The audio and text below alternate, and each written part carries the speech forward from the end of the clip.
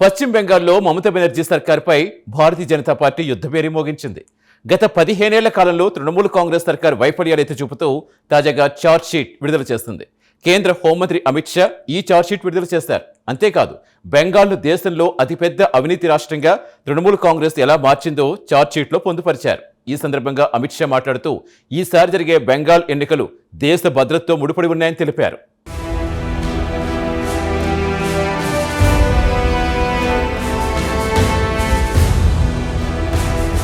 పశ్చిమ బెంగాల్ ఎన్నికల రాజకీయాలు వేడెక్కాయి.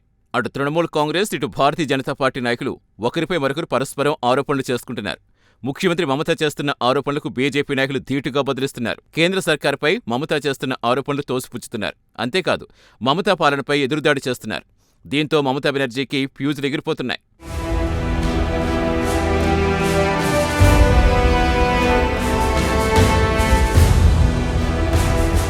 కాగా తాజాగా మమతా బెనర్జీ సర్కార్పై భారతీయ జనతా పార్టీ యుద్ధభేరి మోగించింది. గత 15 ఏళ్ల కాలంలో తృణమూల్ కాంగ్రెస్ వైఫల్యాలు ఎత్తిచూపుతూ ఛార్జ్షీట్ వెలువరించింది. కేంద్ర హోంమంత్రి అమిత్ షా ఈ ఛార్జ్షీట్ విడుదల చేశారు. 15 సంవత్సరాలుగా బెంగాల్ను దేశంలో అతిపెద్ద అవినీతి కేంద్రంగా తృణమూల్ కాంగ్రెస్ ఎలా మార్చిందో ఛార్జ్షీట్లో వెల్లడించారు.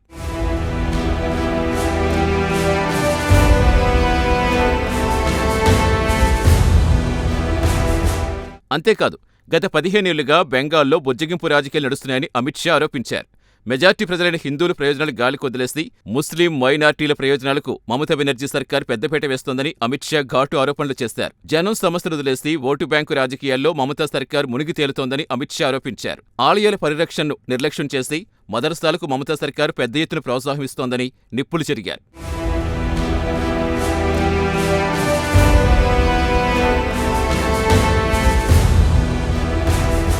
గత 15 ఏళ్ల కాలంలో పశ్చిమ బెంగాల్లో లా అండ్ ఆర్డర్ ఘోరంగా దెబ్బతిందని కేంద్ర మంత్రి అమిత్ షా ఆరోపించారు. సిలిగురి కారిడార్ భద్రత తెరమీదకు రావటమే దీనికి ఉదాహరణ అన్నారు. కాగా శాంతి భద్రతలు ఘోరంగా దెబ్బతినేందుకు ప్రధాన కారణం చొరబాటుదారులే అన్నారు. గత 15 ఏళ్ల కాలంలో బంగ్లాదేశ్ నుంచి భారీ సంఖ్యలో చొరబాటుదారులు పశ్చిమ బెంగాల్లో ప్రవేశించారని అమిత్ షా వెల్లడించారు. చొరబాటుదారుల చేతుల్లో ధృవీకరణ పత్రాలు పెట్టి వారిని ఆ తరువాతి కాలంలో తృణమూల్ కాంగ్రెస్ ఓటు బ్యాంక్గా మార్చుకుంటోందని నిప్పులు చెరిగారు. కాగా కాలక్రమంలో ఈ చొరబాటుదారులే లా అండ్ ఆర్డర్ పెను ప్రమాదంగా పరిణమించారని అమిత్ షా వెల్లడించారు.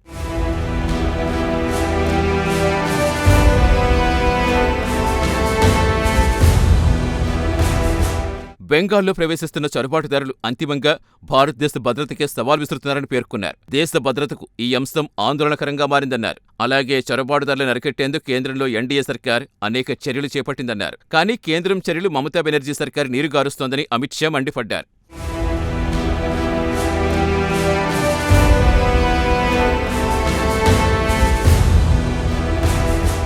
కాగా బోర్డర్ ఫెన్సింగ్ కోసం స్థలం కేటాయించవలసిందిగా మమతా సర్కార్ను అనేకసార్లు కేంద్ర సర్కారు కోరిందని తెలిపారు.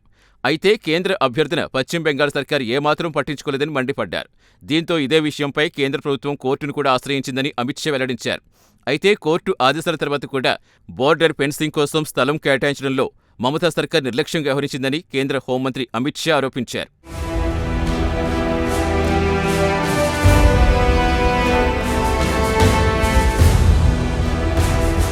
ఇదిలా ఉంటే బెంగాల్లో ఎంట్రీ ఇచ్చిన చొరబాటుదారులు ఆ తరువాతి కాలంలో నకిలీ గుర్తింపు పత్రాలతో దేశంలో వివిధ ప్రాంతాల్లో ప్రవేశిస్తున్నారని ఆరోపించారు. కేవలం ఓట్ల కోసమే చొరబాటుదారులను ముఖ్యమంత్రి మమతా బెనర్జీ కాపాడుతున్నారని అమిత్ షా ఆరోపించారు. ఈసారి బెంగాల్లో బీజేపీ సర్కార్ వస్తే చొరబాటుదారులను అరికడతామన్నారు. సరిహద్దుల వెంబడి కంచె వేస్తామన్నారు ఆయన.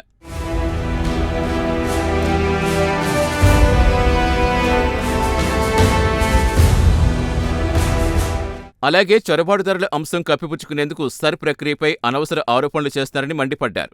ఎన్నికల నియమ నిబంధనలకు లోబడే సర్ ప్రక్రియ అమలు జరుగుతోందన్నారు. సర్ ప్రక్రియపై మమత వ్యక్తం చేసిన అభ్యంతరాలు సుప్రీంకోర్టు కూడా తోసిపుచ్చిందని హోంమంత్రి గుర్తు చేశారు. అయినప్పటికీ ప్రజలను ఏమార్చేందుకు పదే పదే సర్ ప్రక్రియపై ఆరోపణలు చేయటం మమతకు ఒక అలవాటుగా మారిందన్నారు కేంద్ర మంత్రి అమిత్ షా. ఇదే విషయంపై ఎన్నికల సంఘంపై మమతా బెనర్జీ నిరాధార ఆరోపణలు చేస్తోందని అమిత్ షా నిప్పులు చెరిగారు.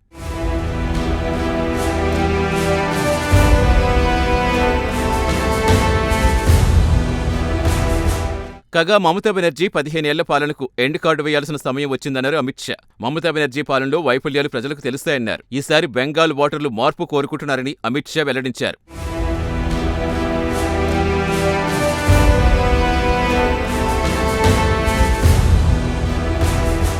మొత్తం మీద ఛార్జ్ షీట్ పేరుతో మమతా సర్కార్ పాలనపై కేంద్ర మంత్రి అమిత్ షా సమరభేరి మోగించారు.